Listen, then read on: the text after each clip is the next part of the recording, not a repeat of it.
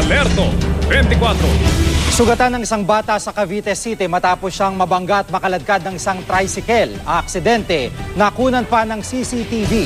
Si John Consulta, naka-alerto 24. Sa CCTV footage na ito, nakuha noong February 19, pasado alas 12 ng tanghali sa Barangay 61A, Cavite City. Makikita ang pag-alis ng isang pedicab sa Garita Elementary School matapos sumundo ng estudyante. Ang hindi alam ng driver, may bigla pa lang sumampang estudyante sa gilid ng pedicab. Maya-maya lang, biglang tumalon ang bata para makababa. Ang masaklap, nabangga siya at nasagasaan ng isang paparating na tricycle. Pumailalim at nakaladkad ng ilang metro ang bata. Natulala ang driver at di na nakagalaw sa sobrang pagkabigla sa nangyari. Tulong-tulong ang lahat na nakasaksi para madala sa ospital ang grade 5 student na kinilalang si Dominic Cunanan, 12 taong gulang.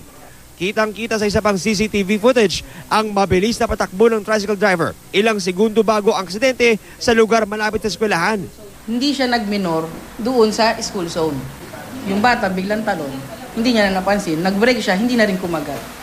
Kaya napansin ko, medyo mabilis yung tricycle na nakabangga sa bata. Overloaded din siya. Overloaded yung sasakyan. Naoperahan na sa ulo ang bata sa PGH pero sasailalim siya sa isa pang operasyon. Maayos naman na yung bata. Mayroon pa siyang isang operasyon. Then, overall ayos naman daw. Yung paglalakad lang niya dahil nagulungan nga, medyo naapektuhan. Hinuli ng Cavite Police ang driver ng tricycle at posibleng maharap sa kaso dahil sa aksidente. John Consulta, naka-alerto 24.